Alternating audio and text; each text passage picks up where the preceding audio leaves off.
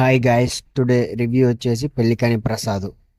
మామూలుగా ఫస్ట్ అసలు ఈ సినిమా పేరు వినగానే నేను సినిమా ఎక్కడో తేడా కొడుతుంది సీనా అనుకుంటూనే సినిమాకి వెళ్ళా. నిజంగా అలానే జరిగింది. సినిమా స్టోరీ వస్తే ఏం లేదు.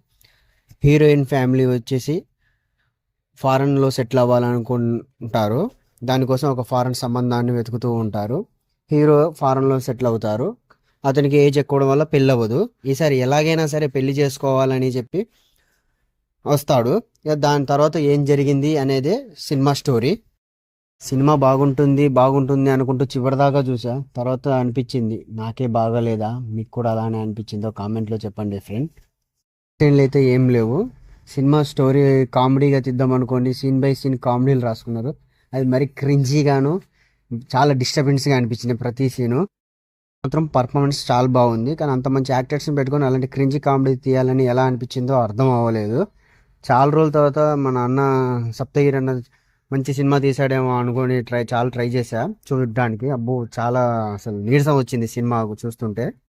కామెడీ అనే పేరుతో చాలా ఓవర్ యాక్షన్లు, చిరాకులు పుట్టించారు. ఈ స్టోరీతో చాలా మంది కమెడియన్స్ వచ్చి బోల్తా పడ్డారు. మన సునీల్ గారు కూడా ఇదివరకు ఇలానే ఒక సినిమాతో వచ్చి ఫ్లాప్ ఇచ్చారు. అలానే ఈసారి సప్తగిరి అన్న కూడా ఒక ఫ్లాప్ ఇవ్వబోతున్నారు. మీకు ఎలా అనిపించిందో కామెంట్లో చెప్పండి ప్లీజ్. అలాగే ప్లీజ్ సబ్స్క్రైబ్ మై ఛానల్.